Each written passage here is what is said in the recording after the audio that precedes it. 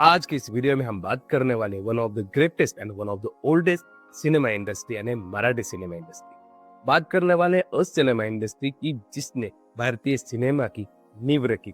अपने 113 साल के इतिहास में इस फिल्म में मोर देन 3100 फिल्में बनाए के बावजूद भी इस सिनेमा के पास केवल एक ही 100 करोड़ की फिल्म है।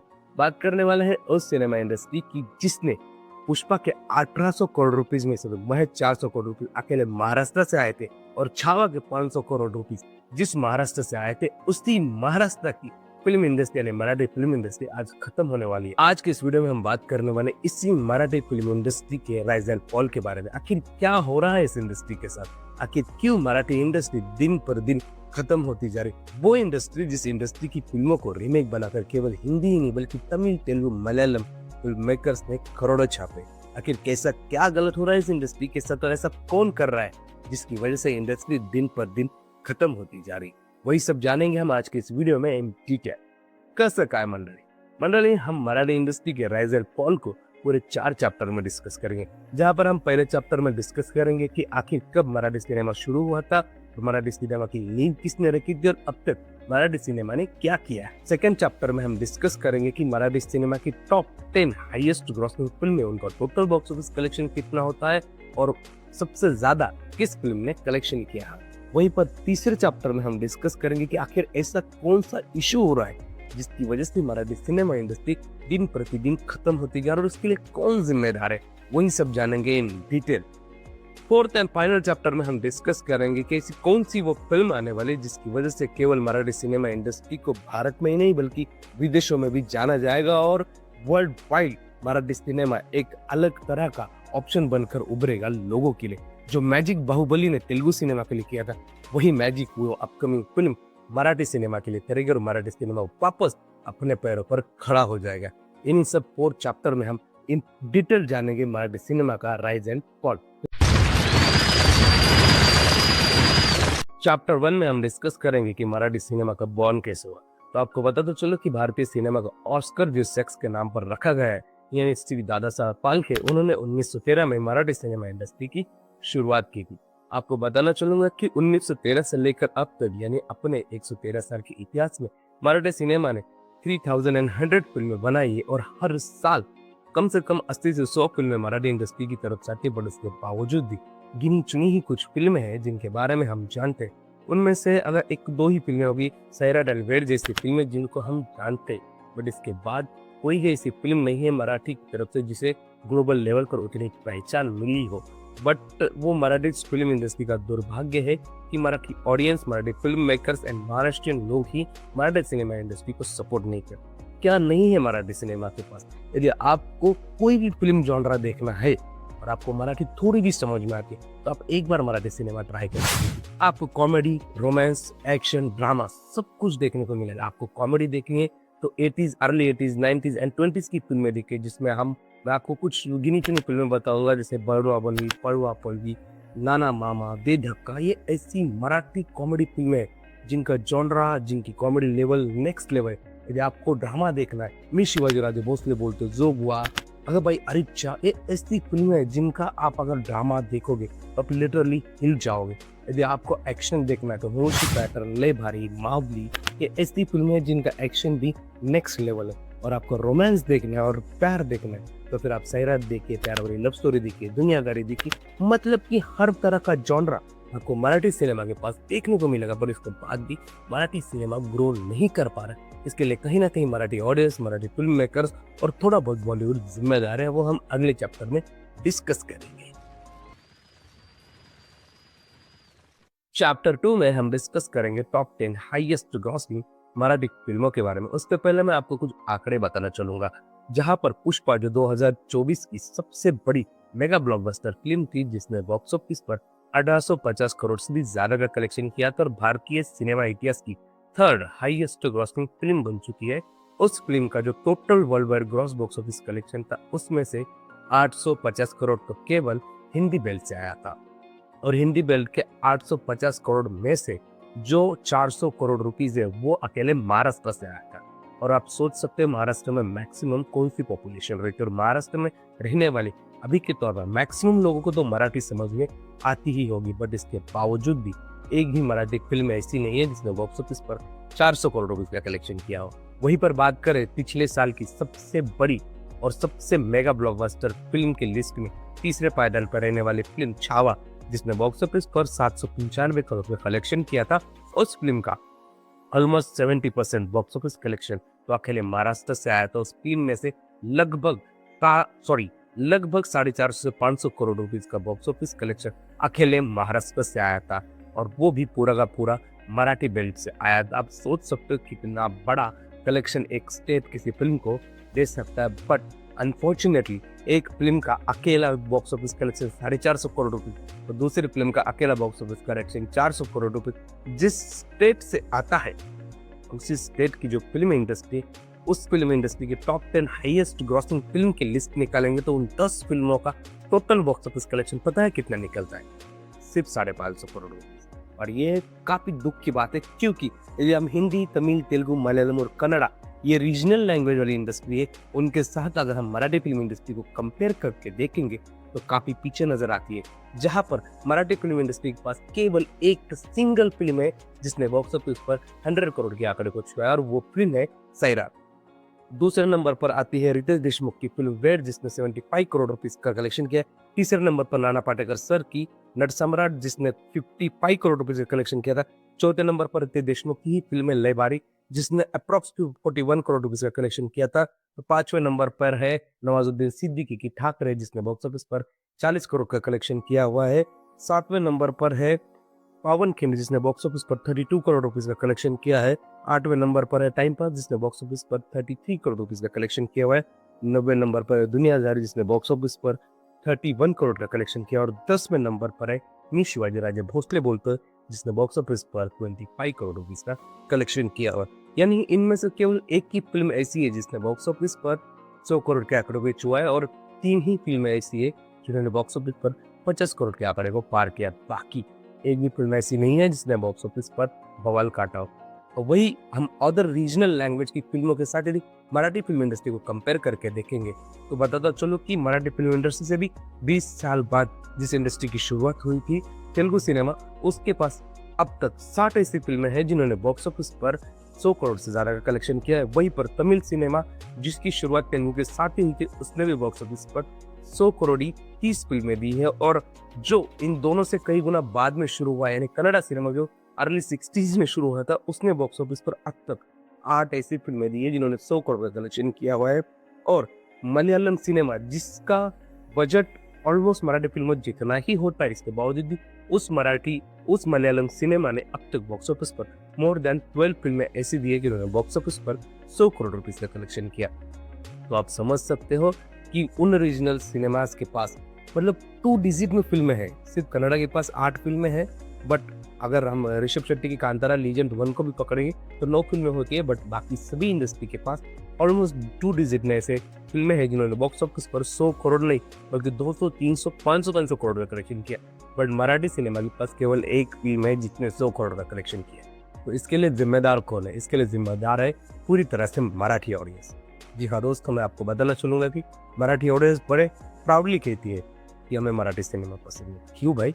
अब बात तो मराठी में करते हो, जीते तो मराठी स्टेट में हो, आपकी हर एक चीज़ यहाँ पर है, तो फिर आपको मराठी सिनेमा क्यों पसंद? आप जिस सिनेमा को पसंद नहीं हो करते हो ना, उसी सिनेमा का रीमेक बनाकर यही साउथ वाले, यही बॉलीवुड वाले आपको चूना लगाते हैं और उन्हीं फिल्मों का रीमेक बनाकर आपको पेश करते और आप उन फिल्मों को 100, 200, 300 और 500 करोड़ तक का बॉक्स ऑफिस कलेक्शन ही लेके हो। तो फिर आपकी अपनी लैंग्वेज में बनने वाली फिल्म, आपकी अपनी लैंग्वेज बनी फिल्म, आप उसे क्यों नहीं देखते? आप इतना प्राउडली क्यों बोलते हो कि मुझे मराठी सिनेमा पसंद नहीं है? आपने मराठी सिनेमा देखा ही नहीं, आपने मराठी सिनेमा महसूस किया नहीं। जो आप रूट की बात करते हो साउथ सिनेमा को लेकर, जो कल्चर की बात करते हो, अगर आप मराठी की पुरानी फिल्में देखोगे ना 4-5 साल पहले पुरानी की, तो वो कल्चर, वो रूट जो मराठी सिनेमा ने पकड़ के रखा है ना, वो किसी भी इंडस्ट्री ने नहीं पकड़ के रखा है, केवल मराठी सिनेमा के पास है। मराठी सिनेमा में आपको स्मूथ सीन नहीं देखने को मिलेंगे, ज्यादातर बिकिनी सीन नहीं देखने को, इक्का दुक्का ही फिल्म है जिसमें आपको ये सीन देखने को मिलेंगे। बट अदर इंडस्ट्री में ये सारे सीन्स कॉमन है, वो देखने को मिलते हैं, बट इसके बाद भी आपको मराठी सिनेमा पसंद नहीं। आप अपनी फैमिली के साथ मराठी फिल्म देखना पसंद नहीं करते हो, या आपका दुर्भाग्य या आपकी सिनेमा इंडस्ट्री का दुर्भाग्य। तो आपको क्या लगता है जो तेलुगु की जो 60 फिल्में हैं सो कॉल्ड की, वो क्यों आई? क्योंकि वहाँ की जो ऑडियंस है वो अपने सिनेमा पे, अपने लैंग्वेज पे, अपने स्टार पे उतना भरोसा दिखाती है, उतना प्यार जताती है कि वो बाहर की फिल्मों को एक्सेप्ट ही नहीं करती। कई सारे ऐसी बॉलीवुड फिल्में हैं जहाँ पर वहाँ पर पोस्टफुली रिलीज की गई और वो फिल्मों ने बॉक्स ऑफिस पर का भी कलेक्शन नहीं कर पाई और वो फिल्में बॉक्स ऑफिस पर वहां पर डिजास्टर साबित हुई। अब तक पूरे इतिहास में सिर्फ एक जवान ऐसी फिल्म है जिसने वहां पर 18 करोड़ से ज्यादा का कलेक्शन किया। नहीं तो कोई भी ऐसी बॉलीवुड फिल्म नहीं जिसने वहां पर 2 डिजिट में नंबर बनाए हो, क्योंकि वो लोग उनकी फर्स्ट लैंग्वेज वाली जो फिल्म है उन्हें प्रायोरिटी देते और यही रीजन है कि आज उनका सिनेमा पूरे दुनिया में जाना जाता है। उनकी फिल्में जितना उनके लैंग्वेज में, उनके स्टेट में कलेक्शन नहीं करती, उससे ज्यादा का collection out of the state करती है, आउट ऑफ द कंट्री करती है, ग्लोबल मार्केट में करते हैं, only because of the love of their own language. जो हमारे मराठी मानुस के पास वो नहीं है। यदि हम हमारी भाषा पे प्यार करेंगे, यदि हम हमारी मराठी सिनेमा को सपोर्ट करेंगे, तो हमारी मराठी सिनेमा में भी वो पोटेंशियल है कि वो 10 कांतारा को खा जाएगी। अब मेरी अभी रिसेंटली रिलीज हुई फिल्म जिसका नाम है गोंधल, वो देखो, अरे आप हिल जाओगे। मतलब इस तरह की सिनेमेटोग्राफी, इस तरह का स्टोरी टेलिंग, इस तरह का कन्विंसिंग स्क्रीन प्ले आपने किसी भी फिल्म में नहीं देखा होगा। एक बार देखना गोंधल को, अभी भी कई कई थिएटर्स में है, आप देख लो, हिल जाओगे। और आप कांतारा को लीजेंड बनाते हो, कांतारा को 800-900 करोड़ तक पहुंचाते हो। आपने दशावतार देखी मराठी की? अरे यदि आपने दशावतार मराठी की देखी होती ना, तो आप इन 10 कांतारा को आराम से खाने वाला पोटेंशियल था उस फिल्म में। बट इन दोनों ही फिल्मों को उस लेवल का मार्केट नहीं मिल पाया, उस लेवल की रिलीज नहीं मिल पाई जिस लेवल की रिलीज वहाँ की फिल्मों को मिलती, जिस लेवल का प्यार वहाँ की फिल्मों को मिलता है। यदि मराठी ऑडियंस ने अगर इन फिल्मों को 100 करोड़ पार लेके पहुंचाया होता ना, तो ये फिल्में झक मार कर, डब्ड होकर world wide gross box office पर रिलीज होती और ये फिल्में भी बॉक्स ऑफिस पर 1,200 करोड़ का कलेक्शन करती। यानी यदि हम हमारी फिल्मों को यदि 100 करोड़ पार भी लेके जाते, या फिर इतनी भीड़ थिएटर में जमा करते हैं कि लोग समझ पाए कि अब कुछ तो बवाल आया है थिएटर में, तो देखना वो फिल्म डेफिनेटली हिंदी, तमिल, तेलुगु, मलयालम में डब्ड होके at the same time release की जाएगी। कांतारा चैप्टर 1 के साथ मतलब कांतारा जो पुरानी थी, उसके साथ क्या हुआ? वो फ़िल्म केवल कन्नड़ा में रिलीज़ की गई थी, बट वहाँ के लोगों ने उसे इतना प्यार दिया, उस फ़िल्म ने वहाँ पे 100 करोड़ कमाए और उसके बाद उस फ़िल्म को महीने भर बाद मल्टीपल ऑफ लैंग्वेज में डब्ड करके रिलीज़ किया। वहीं पर चार्ली 777 का भी वही हाल था। पहले वो फ़िल्म वहाँ पे रिलीज़ हुई, बाद में मल्टीपल ऑफ लैंग्वेज में डब्ड करके उसे other countries and other state में रिलीज़ किया, क्योंकि वहाँ की ऑडियंस ने उसे उतना ऊपर उठाया था। हम हमारी फ़िल्मों को ऊपर उठाना तो छोड़ो, हम हमारी फ़िल्मों को देखना तक पसंद नहीं करते। क्यों? इसके बारे में मैं बात करूँगा अगले रीज़न में, बट चाहे जो भी हो, आप बकवास से बकवास फ़िल्म थिएटर में जाकर देखते हो ना अदर इंडस्ट्रीज़ की, तो फिर हमारी इंडस्ट्री की फ़िल्म देखने में क्या दिक्कत है आपको? आप जाओ, देखो, आपको मराठी समझ जाती है तो डेफ़िनेटली आप मराठी सिनेमा देखो। आप डेफ़िनेटली मराठी सिनेमा के साथ प्यार करने लगो, क्योंकि वो कंटेंट, वो इंटेंसिटी, वो मैडनेस ऑफ परफॉर्मेंस, सब कुछ आपको इस फ़िल्म में। आप एक बार दशावतार देखो और कांतारा के दोनों चैप्टर उसके साथ कंपेयर करके देखो। एक्शन वाइज़ नहीं, थीम वाइज़, जो स्टोरी है, जो स्क्रीन प्ले है एंड जो हॉरर एलिमेंट उसमें है, आप हिल जाओगे उसे देखकर। इतना ज़बरदस्त एंड मैग्नम सिनेमा था दशावतार, और उसे ढंग की रिलीज़ नहीं मिली, तो वो फ़िल्म 1000 करोड़ क्लब में लेके पोटेंशियल रखती थी। आखिर ऐसा क्या हो रहा है मराठी सिनेमा के साथ और क्यों मराठी सिनेमा आज के समय पर खत्म होने की कगार पर है? वही डिस्कस करने वाले हैं हम आज के चैप्टर 3 में। तो दोस्तों, इसके 2 सबसे बड़े मेन रीज़न हैं, जैसे मैंने पहले चैप्टर में बोला, सेकंड चैप्टर में। फर्स्ट रीज़न तो है हम ऑडियंस, जो मराठी सिनेमा को उस तरह का प्यार नहीं दिखाते जिस तरह का प्यार हमें उस सिनेमा के प्रति दिखाना चाहिए। उस सिनेमा को उतना ऊपर उठाना चाहिए कि वो सिनेमा ग्लोबल लेवल तक लोगों तक पहुँच पाए। बट हम वो नहीं करते, बड़े एटीट्यूड के साथ एंड बड़ा दूर बन करके देखिए आपल्याला मराठी पिक्चर नाही आवडत। ऐसा नहीं होता है मेरी जान। आप देख तो लो पहले दिल लगा के उस फ़िल्म को, तब पता चलेगा मराठी सिनेमा क्या होता है। सबसे पहला रीज़न है मराठी ऑडियंस जो वहाँ की फ़िल्मों को प्यार और सपोर्ट नहीं करती, और दूसरा और सबसे बड़ा और मेन रीज़न है बॉलीवुड। जी हाँ दोस्तों, ये थोड़ी बात करी ही है, बट बॉलीवुड ही वो रीज़न है जिसकी वज़ह से मराठी सिनेमा ढंग से ग्रो हो नहीं पा रहा है। जैसे आप देखोगे तमिल, तेलुगु, मलयालम, कन्नड़ा फ़िल्में, ये सारी फ़िल्में अपने-अपने स्टेट में सिर्फ़ एक सिंगल इंडस्ट्री है। बट यहाँ पर बात थोड़ी अलग है। यहाँ पर देश की सबसे बड़ी सिने सृष्टि, यहाँ पर देश की सबसे बड़ी सिनेमा इंडस्ट्री जिसे हम बॉलीवुड कहते हैं, जिसने अकेले पिछले साल इन चारों ही फ़िल्म इंडस्ट्री का जो टॉप 10 हाईएस्ट ग्रॉसिंग फिल्में थी और उन हाईएस्ट ग्रॉसिंग फिल्मों का जो इक्वल कलेक्शन था वो था 2000 करोड़ रुपए। बट अकेले बॉलीवुड ने पिछले साल 4000 करोड़ से भी ज्यादा का बॉक्स ऑफिस कलेक्शन किया हुआ है। और यही रीजन है कि देश की सबसे बड़ी फिल्म इंडस्ट्री उस स्टेट में मौजूद है जहां पर एक मराठी सिनेमा इंडस्ट्री मौजूद है। और इसका सबसे बड़ा इम्पैक्ट ये होता है कि जहां पर मराठी सिनेमा हर साल कम से कम 80 से 100 फिल्में बनाता है, वहीं पर बॉलीवुड हर साल मोर देन 300 से 400 फिल्में बनाता है। कभी-कभी वो 500-600 फिल्में बनाता है और कई साल ऐसे आए हैं जहाँ पर उसने 800-800 फिल्में बनाई है। और उन फिल्मों को रिलीज़ करने के लिए उसके पास स्क्रीन्स कम गिरती है और फिर वो अपने पावर एंड पैसों का रौब दिखाकर उन स्क्रीन्स को हासिल करता है और बदले में जितनी स्क्रीन्स उन फिल्मों को मिलनी चाहिए थी, मराठी फिल्मों को मिलनी चाहिए थी, वो स्क्रीन्स मराठी फिल्मों को नहीं मिलती है। इसके अगेंस्ट दादा कोंडके जी ने 1993 में आवाज़ उठाई थी। उस समय बाला साहब ठाकरे जी ने उनकी मदद की थी और सोंगाड़ा को उन्होंने थिएटर में चलने दिया था। उसके बाद कई साल तक जब तक शिवसेना या फिर बाला साहब ठाकरे जब तक थे, तब तक मराठी सिनेमा को महाराष्ट्र में प्राधान्य दिया जाता था। बट आज के समय पर सॉरी प्राधान्य एक मराठी वर्ड है, मतलब प्रायोरिटी दी जाती थी। बट आज के समय पर वो प्रायोरिटी नहीं मिल पाती है। आज मराठी सिनेमा मेकर्स स्ट्रगल कर रहे हैं अपनी फिल्मों की स्क्रीन्स के लिए, वो स्ट्रगल कर रहे हैं अपनी फिल्मों को लार्जर देन लाइफ स्केल पर रिलीज करने के लिए। वरना मराठी सिनेमा के पास वो पोटेंशियल है जो किसी भी सिनेमा इंडस्ट्री के पास नहीं। कहीं न कहीं बॉलीवुड एक रीज़न है जिसकी वज़ह से मराठी सिनेमा कहीं न कहीं पीछे रह रहा है, क्योंकि बॉलीवुड खुद ही इतनी फ़िल्में प्रोड्यूस कर रहा है, इतनी फ़िल्में बना रहा है। उन्हें रिलीज़ करने के लिए उसके पास स्क्रीन्स कम गिर रही है और फिर रीजनल लैंग्वेज में बनी सिनेमा जो खुद हर हफ्ते 2 फ़िल्में खुद की लाता है और उसे कम्पीट करना होता है बॉलीवुड की तरफ से आने वाली 3-4 फ़िल्मों से और साथ ही साथ एक आध दूसरी हॉलीवुड फ़िल्म और एक आध दूसरी अदर स्टेट की फ़िल्म। तो इन सब के बीच में उस सिनेमा के पास स्क्रीन कहाँ से बचेगी?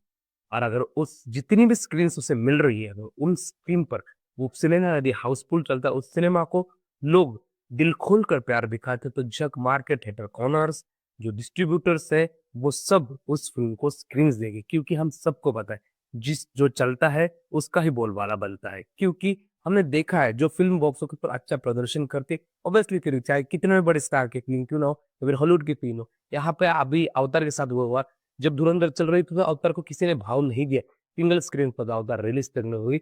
मतलब सोचा कि आप एक उस तरह का प्यार अगर फ़िल्मों को दिखाओगे, तो ऑब्वियसली थिएटर ओनर भी उन फ़िल्मों को उतनी स्क्रीन्स देंगे जितनी स्क्रीन्स उन फ़िल्मों को चाहिए। जैसे सैराट के साथ हुआ था। सैराट कितने महीने तक चली थी थिएटर में और उस फ़िल्म ने मोर देन 100 करोड़ रुपीज़ का कलेक्शन किया था। केवल रितेश देशमुख की वेड फ़िल्म जो आई थी सन 2022 में थी, वो एक तेलुगु फ़िल्म का रीमेक थी, बट इसके बाद भी उस फ़िल्म ने बॉक्स ऑफिस पर 75 करोड़ रुपीज़ का कलेक्शन किया था, क्योंकि उस तरह का प्यार, उस तरह का जज़्बा लोगों ने उस फ़िल्म के प्रति दिखाया था। सबसे मेन रीज़न रितेश देशमुख ने उस फ़िल्म को उस लेवल पे प्रमोट किया था। उसका हर बॉलीवुड स्टार ने प्रमोशन किया था, उसका हर एक टीवी शो पे प्रमोशन हुआ था, हर एक कॉलेज, हर एक यूनिवर्सिटी सब जगह पे जाके रितेश देशमुख ने ऑडियंस के बीच में उसे प्रमोट किया था। और यही रीज़न था कि वो फ़िल्म इतनी बड़ी बनी कि महज़ 15 से 20 करोड़, वो भी रितेश देशमुख इंक्लूड थे, इतने म्यूज़िक सेटअप ये वो फलाना-ढिमकाना, बट मुझे नहीं लगता उतना होगा। 10 करोड़ के अंदर ही बनी थी वो फ़िल्म, पर इसके बाद भी उस फ़िल्म ने बॉक्स ऑफिस पर मोर देन 75 करोड़ रुपीज़ का कलेक्शन करके दिखाया।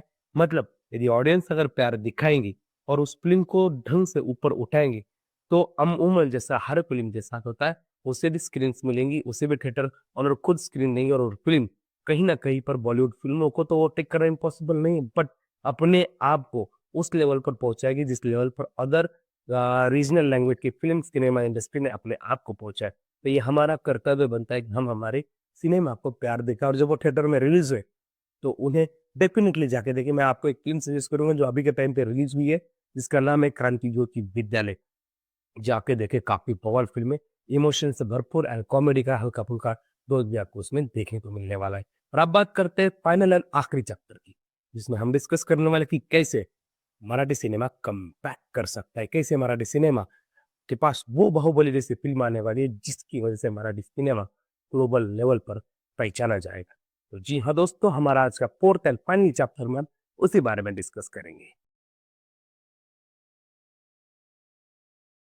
यदि टॉप 10 हाईएस्ट ग्रॉसिंग मराठी फिल्मों की लिस्ट निकालें, उसमें 2 फिल्में रितेश देशमुख की आती है, जिसमें से पहली फिल्म है वेड, जिसने 75 करोड़ रुपीस का बॉक्स ऑफिस कलेक्शन किया था और ये टॉप 10 हाईएस्ट ग्रॉसिंग फिल्मों की लिस्ट में सेकंड नंबर पर आती।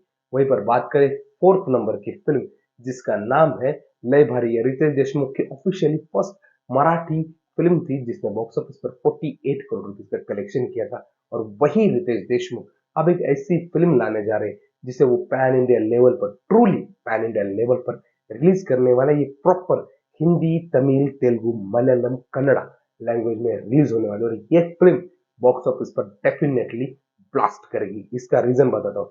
ये फिल्म आने वाली है महाराष्ट्र की शान एंड बच्चों बच्चों की जान कहे जाने वाले छत्रपति शिवाजी महाराज के जीवन गाथा के ऊपर। आपको बताता चलो कि छत्रपति शिवाजी महाराज के एक मावड़ा तानाजी, जिनके ऊपर फिल्म बनाकर अजय देवगन ने 375 करोड़ रुपए छापे, मैडॉक फिल्म ने उन्हीं के बेटे संभाजी के ऊपर छावा बनाकर बॉक्स ऑफिस पर 800 से भी ज्यादा करोड़ का कलेक्शन करके दिखा। सोचो, जब उसी राजा के ऊपर एक ऐसी फिल्म आएगी जिसे proper world wide and globally pan India level पर रिलीज किया जाएगा, रितेश देशमुख अपनी यूनिक मार्केटिंग स्ट्रेटेजी एंड अपने सिनेमैटिक जो कॉन्टैक्ट्स है उन्हें यूज कर कर जब इस फिल्म को ग्लोबली और बड़े स्तर पर रिलीज करेंगे तो सोचो वो फिल्म बॉक्स ऑफिस पर क्या बवाल काटेगी। अब तक मराठी फिल्म इंडस्ट्री में सबसे ज्यादा बॉक्स ऑफिस कलेक्शन किया था फिल्म सैराट ने, जिसका कलेक्शन है 114 करोड़ रुपीज। बट अकेले ये जो राजा शिवाजी नाम की फिल्म आ रही है इसका बजट ही 120 करोड़ रुपीज है। मतलब अब तक जिस इंडस्ट्री ने उतने बड़े अमाउंट की फिल्म दी नहीं, उतने बड़े अमाउंट के साथ इस फिल्म को बनाया जाएगा और रितेश देशमुख खुद राजा छत्रपति शिवाजी महाराज का कैरेक्टर प्ले करने वाले। और मुझे पर्सनली ऐसा लगता है कि ये फिल्म वो फिल्म बन सकती है जिसने जो कमाल तेलुगु में बाहुबली ने करके दिखाया था तेलुगु सिनेमा के लिए, वही कमाल ये फिल्म बन करके दिखाएगी मराठी सिनेमा के लिए। और इसके बाद लोग मराठी सिनेमा के लिए क्रेजी होंगे और जितने भी अब तक छत्रपति शिवाजी महाराज यानी उनके मावड़ों के ऊपर फिल्में बनी उन सबको लोग लाइन से देखना शुरू करेंगे। वो फिल्में हिंदी, तमिल, तेलुगु में डब्ड होके वहां के ओटीटी चैनल्स पर रिलीज की जाएगी और फिर मराठी सिनेमा का एक नया उद्धार होगा। जिसे राजा संभाजी फिल्म में, जैसे कहते हैं ना विकी कौशल, ये मराठों का अंत नहीं, मुगलों के विनाश की शुरुआत, वैसे ही ये मराठी सिनेमा का अंत नहीं, ये मराठी सिनेमा का प्रारंभ है। ये शुरुआत है मराठी सिनेमा की जो इस साल 1 मई से पूरी दुनिया पर छाएगी और थिएटर में फिर से वो हमें सुनने को मिलेगा, नमो पार्वती पते हर हर महादेव। और बॉक्स ऑफिस पर लिटरली वो ब्लास्ट बनेगा जो छावा नहीं बना पाई, उससे भी बड़े बड़े रिकॉर्ड राजा शिवाजी फिल्म बॉक्स ऑफिस पर बना कर दिखाई। ऑलराइट दोस्तों, तो ये था मेरा पर्सनल ओपिनियन अबाउट सिनेमा कि कैसे मराठी सिनेमा खत्म हो रहा है, उसका क्या रीजन है और क्यों मराठी सिनेमा कम बैक कर सकता, कौन सी वो फिल्म है, वो सब मैंने आपको डिटेल बताया। और मैं आपसे फिर से एक रिक्वेस्ट करना चाहूंगा यार, प्लीज आप मराठी सिनेमा को प्यार दिखाओ, मराठी सिनेमा देखो। मराठी सिनेमा के पास वो सब कुछ है जो मैं आपको चाहिए as a audience, as a entertainer, वो सब कुछ आपको मिलेगा। बाय द वे, मैंने इससे पहले काफी पहले एक वीडियो बनाया था कि कौन सी मराठी फिल्में हैं जिन्हें अदर लैंग्वेज में रीमेक किया था। उसका आपको यहीं पे कहीं पे स्क्रीन पर वो फिल्म का लिंक देखने को मिलेगा, उसे जाके चेकआउट कीजिए, तब आपको पता चलेगा कि आपने जो फिल्म देखी थी ओरिजिनल नहीं, वो हमारी मराठी की रीमेक थी। अभी के लिए बस इतना ही, फिर मिलेंगे नेक्स्ट वीडियो में। तब तक के लिए जय शिवराय, जय भवानी, जय Maharashtra. See you in the next video.